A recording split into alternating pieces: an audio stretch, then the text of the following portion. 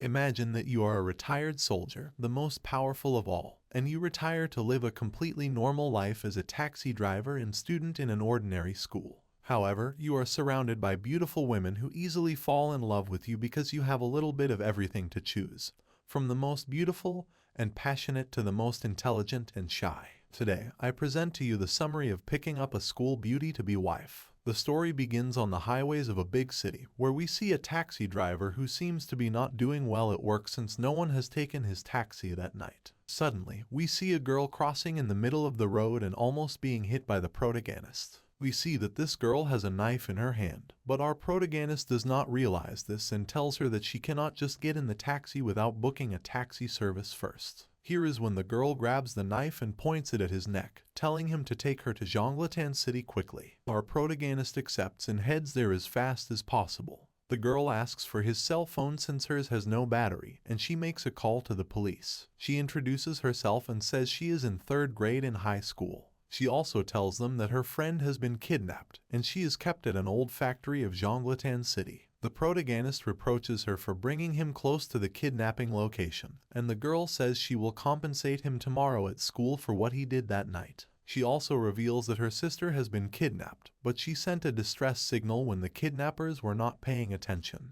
The protagonist understands the situation and says they need to quickly go to the location since helping a beautiful woman is the foundation of happiness. He then turns on the turbo mode of his car, but the journey seems too fast for the girl, who ends up vomiting in the end. Before saying goodbye, she reminds him that they have to meet at school tomorrow. Inside the factory, the girl starts calling her sister Belwela, who is apparently tied to a chair. Suddenly, they hear applause, and a group of people appear and make fun of the girls, revealing that they fell into their trap. We see girl take a fighting pose to fight with them, but suddenly we hear a knife handle noise, and we see that it is our protagonist, who says that he is the taxi driver and that she had left something in his car, referring to the knife. The girl asks him why he has followed her, that it is very dangerous and that he should leave fast from there. Then the group of criminals come up with the idea of trapping him, and one of them grabs a bat to finish off the protagonist.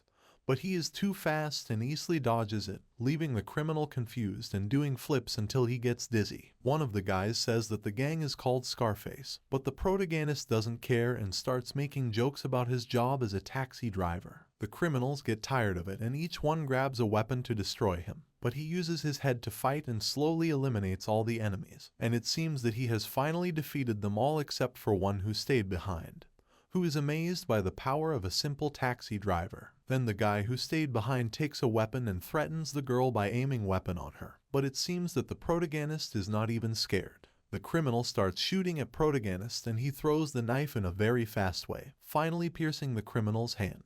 The last criminal gets quite angry after injury, but our protagonist uses a cone to hit him in the face. The girls are so surprised by this unexpected help that they even see him as a heaven knight in shining armor who is fighting with courage to save them. But then the police arrive there and arrest everyone, including the protagonist. At that moment, Belwela's parents arrive and she runs into their arms. The protagonist says that this is a mistake and that he is not a criminal, but they do not release him as he is a suspect. The captain says that there is no need to take him away, and he will personally take care of him. The other police officers leave and they bet on how long the boy will last with this captain, who is known for his toughness. But unexpectedly, the captain is very friendly with our protagonist, even calling him boss and lighting his cigarette. He tells him that he had some free time so he got involved in this case. It is revealed that the protagonist trained this police captain, but that he no longer wants to be involved in that kind of life again, and he tells him that he is now just an ordinary cab driver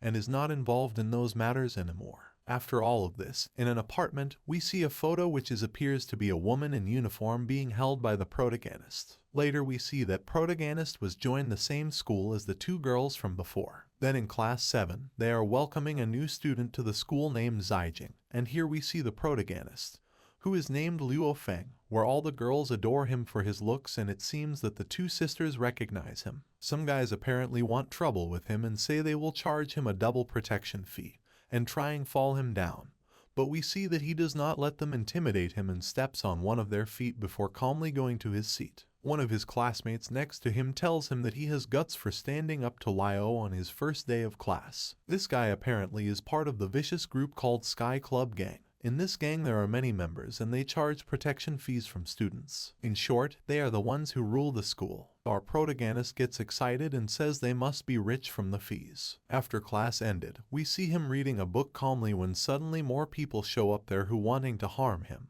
and demanding that he have to pay them 2,000 yen fess, which is twice the usual protection fee of 1,000 yen. In that moment, the two sisters appear and confront the bullies, but they say not to interfere with their business. Here it is revealed that these girls apparently come from a powerful family. The Feng mocks the bullies and tells them they shouldn't be involved with the underworld and should start reading more books and studying harder like him to aspire to go to university for graduation. The bullies laugh and decide to beat up the new guy, but Feng grabs the book he was reading and hits them both with it, leaving them humiliated on the ground. The Feng then tells them to send a message to their bosses, who have to give him all the money they've gathered from protection commissions, and hand it over directly to him today after the school. Everyone is surprised by his bravery for standing up to them alone. The fight catches the attention of the English teacher, who enters the room and introduces herself as Junmang, the teacher with big beasts. During English class, she asks a question from students but no one wants to give answer, and the new guy seems to be asleep in class, which enrages the teacher. She throws a notebook at him, but he dodges it even while asleep.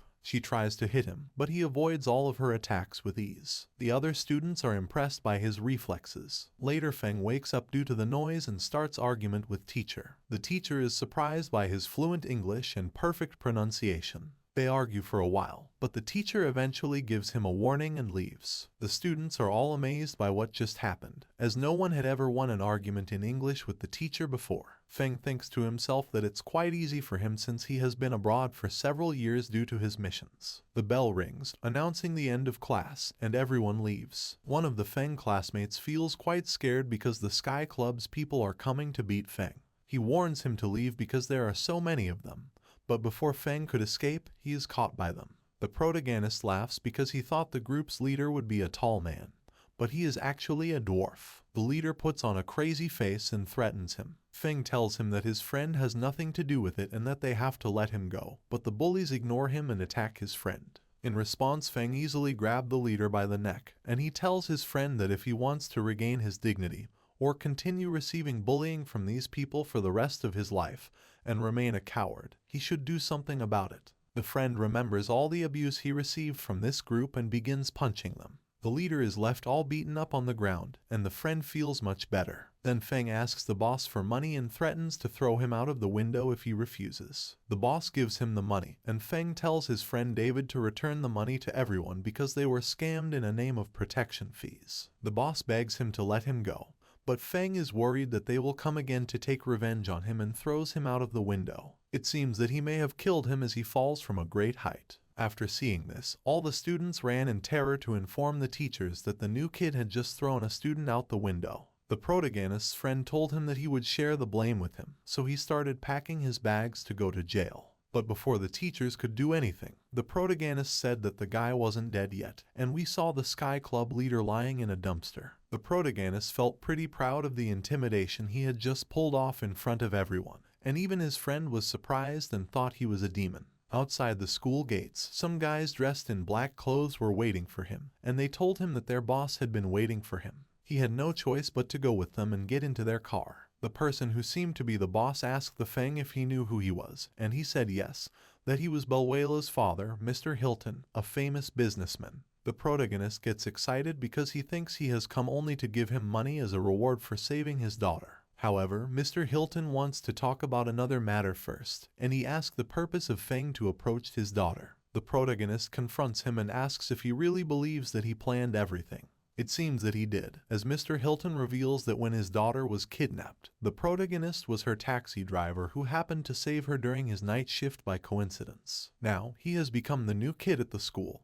who is in the same class as his daughter. All of this makes him much more suspicious. The protagonist responds that this must be fate and that he and Mr. Hilton's daughter should be married together to get a millionaire inheritance, which angers Mr. Hilton. The protagonist insults and mocks him, and Mr. Hilton is about to lose his patience. He warns him to stop, but the protagonist kicks him out of the car suddenly. The security guards in front of the car start shouting at him to stop, but suddenly there is a big explosion, and both the protagonist and Mr. Hilton are thrown into the air. Everyone is confused, and they say it was a car bomb that caused the explosion. They check the truck to see if anyone was inside, but apparently there was no one. The protagonist asks Mr. Hilton if he still thinks that everything was planned by him, but he responds that he had no plans to meet him and that this was just an impulsive decision that he made at that moment. In addition, protagonist couldn't have calculated the route that the car in which the people who caused this were supposedly traveling so accurately. It seems like they want him dead, and everything appears to be connected to those who kidnapped his daughter. He admits that he was wrong about this whole problem, but the truth is that the protagonist doesn't care about any of this and decides to leave. The boss sends more men to protect his daughter, and he is willing to find out who these people are. But before doing so, he asks his guards to take him to the hospital because protagonist probably broke one of his ribs when he kicked him. After all of this, in the evening, protagonist is trying to decide what to eat at a street food stall, but everything seems too expensive. The waitress approaches him and asks for his order, and he responds that he'll have noodles with eggs. This shows that the protagonist is even poorer than El Chavo, who couldn't even afford a ham sandwich despite working as a taxi driver. He doesn't have left much money to eat decently after paying school fees. Suddenly, a customer complains that there is a cockroach in his soup, and they start making a scene in the place. The waitress asks what she can do to compensate, and they demand a refund and an apology, which comes in the form of 20,000 yen. But one of them suggests that they can pay much less if the waitress sleeps with both of them, and the debt would be reduced to 10,000 yen. The waitress starts yelling at them, saying that they are terrible people and that they did this intentionally. She is willing to call the police if they continue, but the guys start destroying things in the place and claim to belong to the Black Fox gang. Everyone runs away horrified from the place, and one of them says that in that gang members have a fox tattoo on their arm. These guys continue to harass the waitress, telling her she has to pay or sleep with them. Then the protagonist intervenes because all this argument seems like nonsense to him as they are ruining his dinner. These black box guys threaten to hit him, but the protagonist has the guts to face everything that is coming. Then one of them says that there is no evidence that he didn't eat the cockroach in his soup, and if they want to prove it, they have to make him vomit to get it out. Furthermore, he adds that if they succeed, he will eat it back himself. We then see how the protagonist quickly hits the guy in the stomach and he starts writhing in pain, vomiting everything he had eaten. Our powerful protagonist tells him that he doesn't have a good view, so he asks the delinquent to be the one to look for the cockroach in his vomit, putting his foot on the guy's head and crushing his face against the vomit-covered floor. Everyone in this place is surprised at how crazy and brave our protagonist is as he confronts the Black Fox gang. One of gang member grabs a wooden chair and is about to break it over protagonist's head to defend his friend, but protagonist sees a glass bottle next to him and throws it towards the accomplice, causing him to slip. With this, both delinquents end up mopping the floor with their faces, and our protagonist continues to humiliate them, crushing them with his foot and telling them to leave if they don't want any more problems. The two guys run away from the place, seeing this tremendous force. The waitress thanks him for his help, but he humbly tells her that he did it because they were ruining his dinner moment. In gratitude, the waitress tells him that everything he ate there will be treat from her, so she returns the money he had given her. He tells her it's not necessary and that he doesn't do good deeds to receive rewards, otherwise he would be no different than those gang members who collect protection fees. But in truth, our protagonist wants his money back.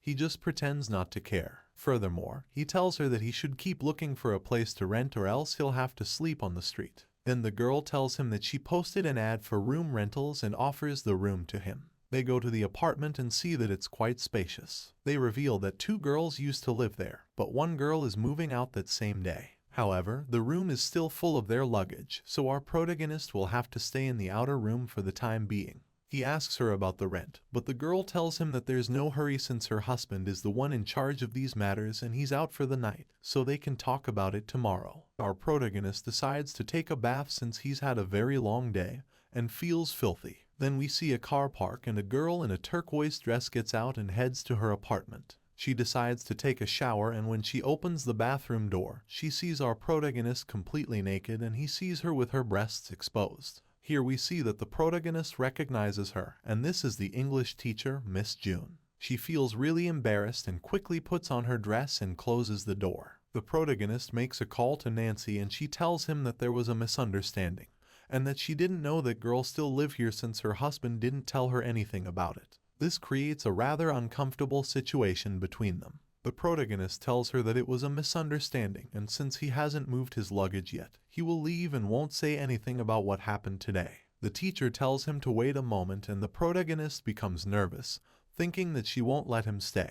But then she tells him that he can stay, but he has to promise her something. Otherwise, she won't forgive him for seeing her huge beasts. She tells him that he has to win the national English-speaking competition next month. The protagonist makes a joke about thinking that she would ask for something else, like daily shoulder massages, which makes her angry. Continuing with the plan, she says that to avoid strange rumors, no one has to know about their relationship, obviously because of the student-teacher dynamic. The protagonist asks how they will explain this to others, and they come up with a plan to tell everyone who lives nearby that they are cousins. Then they meet with Nancy, who invites them to her house for dinner, and they explain that they are relatives. The protagonist accepts the offer since he will be able to eat without paying anything. In another location, the bosses of the Sky Club gang, who are beaten by our protagonist, starts complaining about Fang and tells his boss that this guy doesn't respect the Huang family. The boss says that he will take care of him the next day at school. At school, the two sisters start talking about our protagonist and intend to speak with him, but they are quite nervous about doing so since he is quite handsome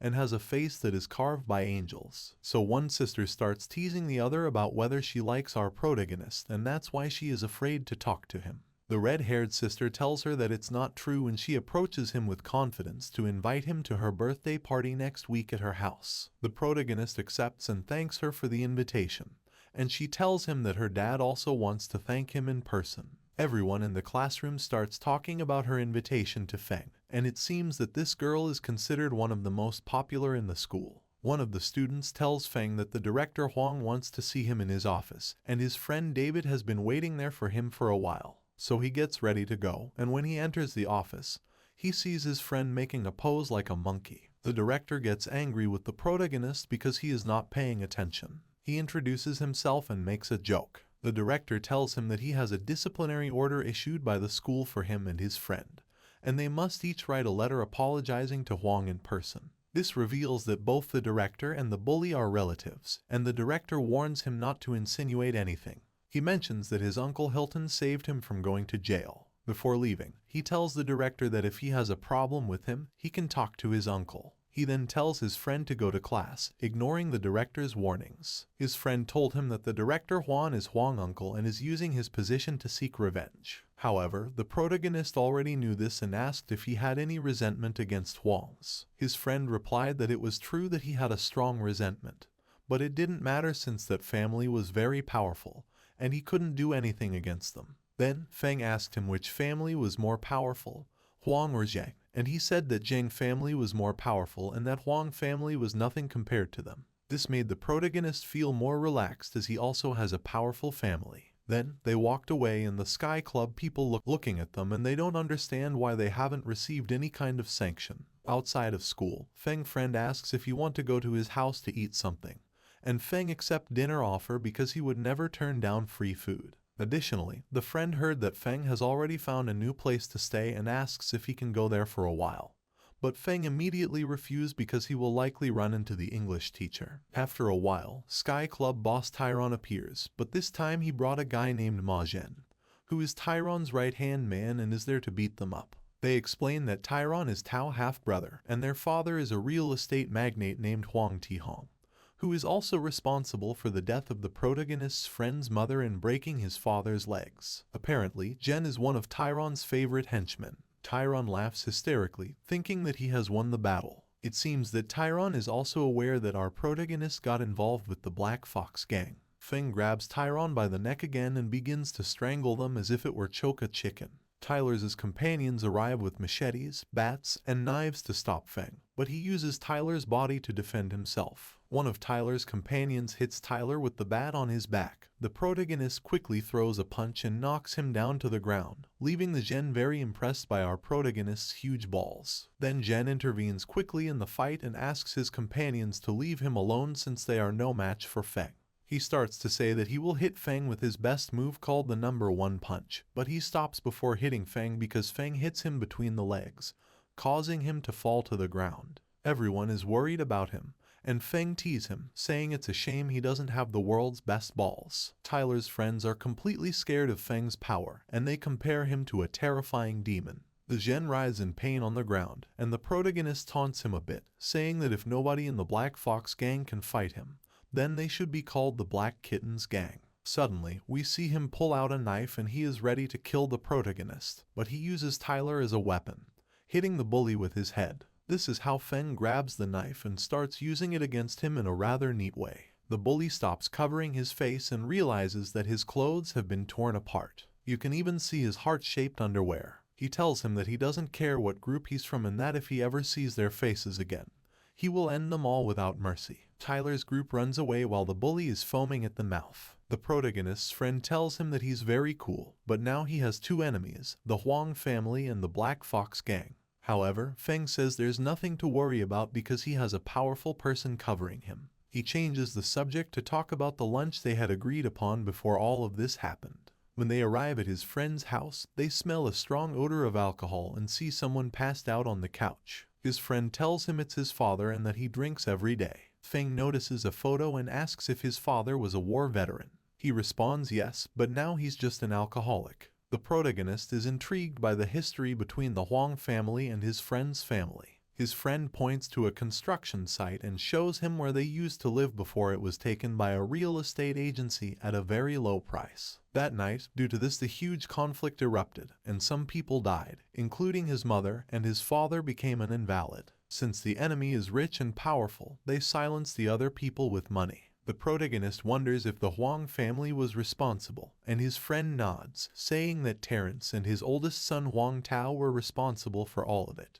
His father wakes up and introduces himself to Feng. Feng tells David to go get a beer because he wants to drink a little with his father. Feng tells him that he came to have a friendly fight with him, but the father laughs, saying that an old man like him couldn't fight a young man like Feng. He says he'll go back to sleep for a while, and they can drink later. The protagonist tells him that the gentleman was member of the Dagger Team's Squad 17 and asks him where his combat soldier's spirit went. The Tang is surprised, as he didn't expect that response, so he gets up and gets excited to fight. He throws his best punches, and the protagonist prepares as well. Then we see David bring a box of beers. He observes Feng and his father laughing, but in reality, we see the bruises from the fight they had. David's father explains that our protagonist was also in the army, so they had much to talk about. The father asks him to start making dinner and expresses that he is very happy, and will drink a lot with his friend. He also expresses that the new generation has surpassed the previous one, and he is not equal for Feng.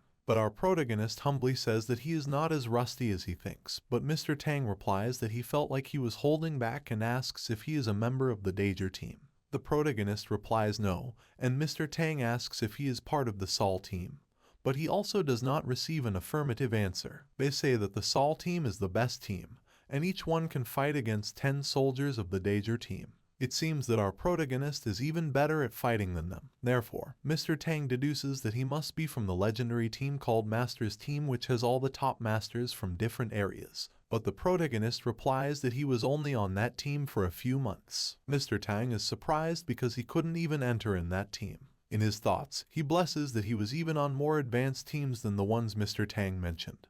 But he will not say anything to not scare him more and just laughs. Then he tells him that his son told him the story his family had with the Huangs, saying that things should not end like this. Mr. Tang replies that he failed his son and his wife, but he tried everything and has no more options. Our protagonist tells him that he also has problems with them, so they have a common enemy. He proposes working together so that things can end up differently, but in order to destroy them, they shouldn't resort to violence, but instead need solid evidence to take down Terrence Huan. That's why he needs help with this, and once they have the evidence, our protagonist knows how to destroy them from the ground up. The man gets more excited and says he could do it since Terrence has done many terrible things and left traces everywhere.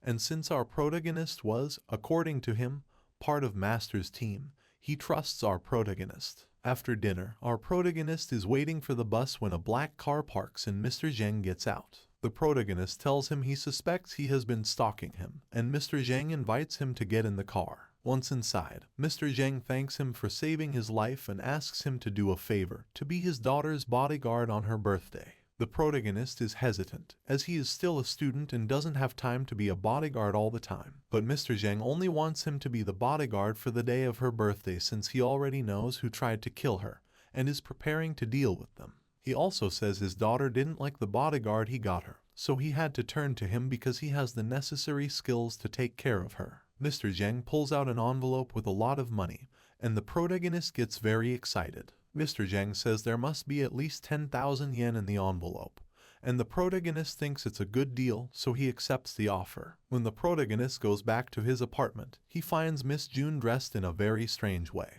and he teases her by saying he didn't know she did cosplay. She explains that it's a traditional Chinese outfit. Feng is surprised when he tells her that he didn't know she had knowledge of teaism and trying to taste tea. She said that he was so rude for starting to drink tea without asking first. He says he doesn't want to be rude and that no one told him he could drink it, but there are 2 cups, and he asks her who the other one is for. She remains silent and he comments that it seems like a first-class tea because he can smell a pleasant aroma. But when he drinks it, he realizes the temperature is too low and questions if she really knows about teaism. She becomes angry and takes the cup away, calling him stupid and saying there won't be any more for him. The professor shares that she likes teaism, but an old lady once told her she had no talent for it. The protagonist tells her that it doesn't require talent, just making it with feelings. He apologizes and tells her he will make the tea this time, explaining that teaism is about a keyword, which is the heart, because the tea tastes better when prepared with feelings. He prepares it quickly and serves a cup to the professor, who is surprised by his words. She tries the tea and finds it quite delicious and sweet, and he tells her that he is not really good at teaism, but the technique requires peace, tranquility, and sincerity. He senses that something is bothering her and she is amazed that he can see through people, but she can't talk about it with just any student. So he tells her that he's not interested in getting involved in private matters and wishes her good night before leaving.